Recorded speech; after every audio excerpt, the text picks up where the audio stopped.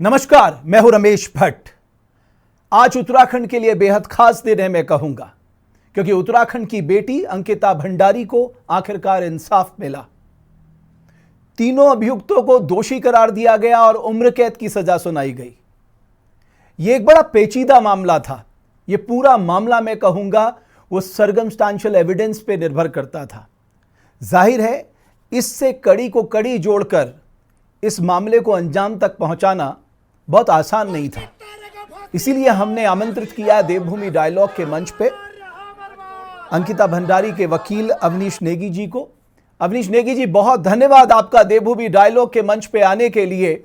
मेरा पहला सवाल कि क्या आपको लगता है कि जो जिरह आपने की, आखिरकार इंसाफ मिला उत्तराखंड की बेटी को, अंकिता को? नहीं, अंकिता भंडारी को निश्चित रूप से उसके और उसके परिवार को न्याय मिला है। माननीय न्यायालय द्वारा इसमें तमाम तथ्यों को ध्यान में रखते हुए उसको पर्याप्त न्याय देने की कोशिश की है। सर, इसमें सबसे इंपॉर्टेंट बात है कि मोटिव क्या था, मतलब अंकिता को मारने के पीछे सबसे बड़ा मोटिव क्या था? तो वो जरा आप बताइए, जब जिरह पे आप लोग कर रहे थे तो सबसे बड़ा मोटिव क्या निकल के आया? मोटिव जो इंटेंशन इनका अंकिता से अनैतिक रूप से देह व्यापार की ओर धकेलना और उसके इस तरीके से उसका लाभ उठाना चाह रहे थे, और जब वो तैयार नहीं हुई तो उसको अपनी बदनामी से बचने के लिए इन लोगों द्वारा षड्यंत्र रचकर उसकी हत्या को कारित किया गया है। इस बात को माननीय न्यायालय ने भी माना है। इसका मतलब जो व्हाट्सएप चैट में वीवीआईपी को स्पेशल ट्रीटमेंट देने की बात हो रही थी, वो उसी का जिक्र आप कर रहे हैं? उसमें यह था कि जो अब वीआईपी ट्रीटमेंट देने की बात थी, या लेकिन जो भी व्हाट्सएप चैट एक्स्ट्रा सर्विस, उसमें एक्स्ट्रा सर्विस का जिक्र था, एक्स्ट्रा सर्विस देने वाली बात थी। अब वो वीआईपी को थी या खुद अपने लिए थी या किसी तरीके से, लेकिन इस तरीके के तथ्य उसके द्वारा अपने मित्र पुष्पदीप को व्हाट्सएप चैट के माध्यम से बताया गया था कि किस तरीके से दबाव उसके ऊपर बनाया जा रहा है। नेगी साहब, ये क्योंकि पूरा मामला एविडेंशियल सर्कमस्टेंशियल एविडेंस पे आधारित था, तो ये कड़ियों को कड़ी से जोड़ना कितना मुश्किल काम था आप लोगों के लिए?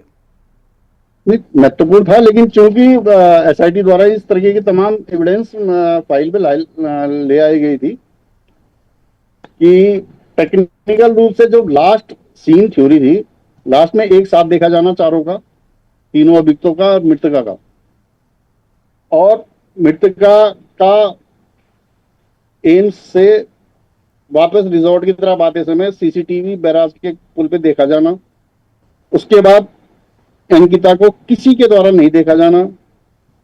तो जो लास्ट सीन था और इनके साथ जाते हुए देखा जाना और आते हुए देखा जाना, ये तमाम तरीके साबित थी। और जहां पे अंकिता का लास्ट फोन स्विच ऑफ हुआ, वहीं पे तीनों अभियुक्तों की भी उसी समय उसी टाइम पे वहां लोकेशन पाई गई अभियुक्तगण की भी। तो चार के अलावा तो वहां पे कोई मौजूद था नहीं, सुनसान अंधेरी रोड थी।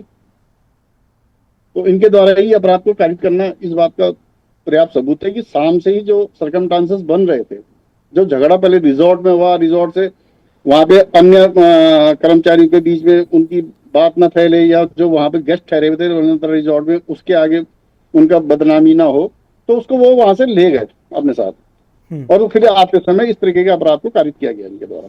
सर, एक बहुत महत्वपूर्ण बात आई थी इस केस का, जब मैं स्टडी कर रहा था, उन्होंने लिखा था कि अंकिता का डूबना एक्सीडेंटल स्लिप नहीं था, बल्कि सडन एक्सेलरेशन ऑफ बॉडी था। सर, इसका क्या मतलब है, थोड़ा बताएंगे आप?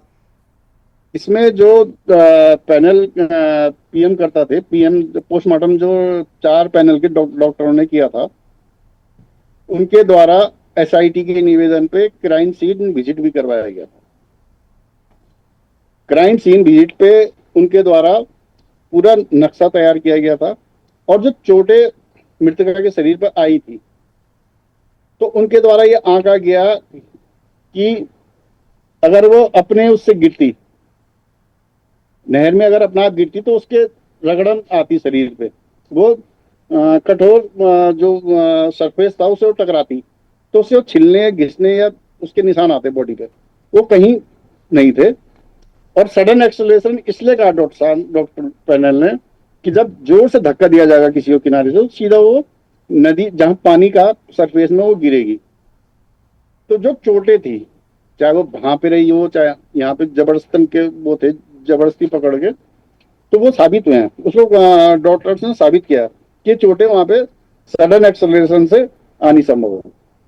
सर एक और जो मैं इस पे पढ़ रहा था इस पूरे मामले में कि ये तीनों जो थे, क्या ये तीनों का मोटिव सामान्य आधार पे था, मतलब तीनों का एक ही मोटिव था, कॉमन इंटेंशन था, कॉमन तीनों इंटेंशन? के द्वारा ही उस पर दबाव बनाया जा रहा था। एकजुट एक राय होकर इनके द्वारा इसको प्रेशराइज करने की कोशिश की गई थी, और जब वो उनके उसमें नहीं आई तो इनके द्वारा इस तरीके का अपराध को कारित किया गया, तीनों के द्वारा मिलकर। और जो इन्होंने झूठा अभियोग दर्ज कराया था अंकिता के गायब होने का, अपने को बचाने के लिए, अपने को बचाने के लिए, गुमशुदगी का एक झूठा नाटक करके इन्होंने एक गुमशुदगी की रिपोर्ट दर्ज कराने की कोशिश की थी, जो कि बाद में इन्हीं के कर्मचारियों द्वारा उसको गलत साबित किया गया कि ये रिजॉर्ट में आई नहीं थी। भारतीय दंड संहिता में जब हम कहते हैं कि साहब उम्र कैद की सजा मिली है, इसका क्या मतलब है? हम लोगों को कैसे बता सके? उम्र कैद का मतलब क्या, कि वो जीवन भर जेल में रहेंगे? आजीवन, आजीवन, आजीवन, जब तक मृत्यु नहीं होती तब तक उम्र कैद, उम्र कैद। सर बे एक और बात, क्योंकि ये केस भी सर्कमस्टेंशियल एविडेंस बेस है, कोई डायरेक्ट लिंक तो डायरेक्ट एविडेंस तो इस केस में भी नहीं है, जी। क्योंकि ये लिंक एविडेंस के आधार पे आपने पूरा ये मामला इस अंजाम तक पहुंचाया है। मैं एक उदाहरण के तौर पे आपके सामने रखना चाहूंगा। एक उत्तराखंड की बेटी किरण नेगी थी, जिसको निचली अदालत ने उनको rarest of the rare case मांगा था। उसके साथ बहुत ब्रूटल गैंग रेप हुआ था। हाई कोर्ट ने भी उस सजा को बरकरार रखा था, लेकिन सुप्रीम कोर्ट ने उनको रिहा कर दिया। तो उस केस के आधार पे एक मन में कई लोगों के ये संशय बैठा हुआ है कि साहब ये केस कितना मजबूत है, यानी क्या ये केस ऊपरी अदालत में इतनी मजबूती से हम लोग रख पाएंगे? हमारे पास तमाम वो सबूत हैं, तमाम वो साक्ष्य हैं, तमाम वो एविडेंस हैं कि हम बहुत मजबूती से ऊपरी अदालत में भी इस मामले को रख पाएंगे? नहीं, पत्रावली में पर्याप्त साक्ष्य हैं सजा के लिए, और मेरे हिसाब से इसको कहीं अपहेल्ड नहीं हो पाएगा। आप कॉन्फिडेंट हैं कि अपहेल्ड नहीं हो पाएगा?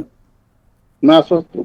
सर उस समय जब ये पूरा घटनाक्रम हुआ था, पुलिस के रोल को बहुत क्रिटिसाइज किया गया था, बट जिस तरह की इन्वेस्टिगेशन हुई है उसके बारे में मैं चाहूंगा कि रोल ऑफ एसआईटी को आप किस तरह से देखते हैं, कि उन्होंने किस तरह का काम किया? क्या उन्हीं के काम के आधार पर ये आज मामला यहां तक पहुंचा है? एसआईटी के ही द्वारा जो साक्ष्य जुटाए गए थे उन्हीं के आधार पर सजा हुई आज। सर एक जो आम जनमानस के मन में एक प्रश्न है, आप कह रहे हैं कि एसआईटी ने अच्छा काम किया, लेकिन साहब एक सामान्य जनमानस के मन में एक प्रश्न है, वो वीआईपी कौन था जिसके लिए एक्स्ट्रा सर्विस की बात की जा रही थी? आप लोग जब जिरह कर रहे थे इस बात का जिक्र आ रहा था कि इसको फाइंड आउट किया जाना चाहिए। साहब कोई था, है? अगर था तो कौन था? देखिए, वीआईपी का जो चैप्टर था, वीआईपी के मामले में तो पुलकित आर्य ही सही बात बता सकता था।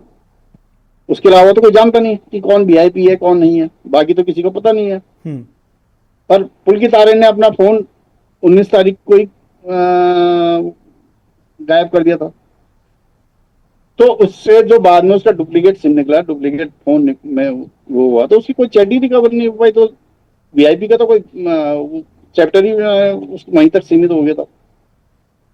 सर आपको लगता है ये एक केस नजीर बनेगा, खासकर बेटियों की सेफ्टी और सिक्योरिटी के लिहाज से? नहीं, नजीर बनेगा ये उत्तराखंड के लिए और पूरे देश के लिए बनेगा। और इस तरीके से जो जघन्य आपराधिक मानसिकता के लोग कर रहे हैं, उनको एक सबक है। क्योंकि जब आप इस पूरे मामले में आए तब तक 12, 13, 14 लोगों को की गवाही हो चुकी थी। आपके लिए व्यक्तिगत तौर पे ये किस तरह का मामला था? मतलब कितना मुश्किल था आप व्यक्तिगत तौर पे किस तरह से देखते हैं इस पूरे मामले को? नहीं, चैलेंजिंग तो था, लेकिन केस फिट था, ऐसा नहीं है। तो आप एक आखिर में आप कह रहे हैं कि आज जस्टिस सर्व हुआ है, अंकिता को न्याय मिला है। न्याय मिला है। चलिए नेगी साहब, मैं आपका बहुत धन्यवाद करना चाहूँगा, और आपने इस केस को लेके बहुत मेहनत की है और इसी वजह से आज एक बड़ी सज़ा का ऐलान हुआ है। बहुत धन्यवाद आप सभी दर्शकों का। लेकिन हमारे लिए जो आगे की लड़ाई है वो भी कम चुनौतीपूर्ण नहीं रहने वाली है, क्योंकि कई मैंने जैसा कि किरण नेगी का जिक्र किया था, सुप्रीम कोर्ट ने उनको रिहा कर दिया था।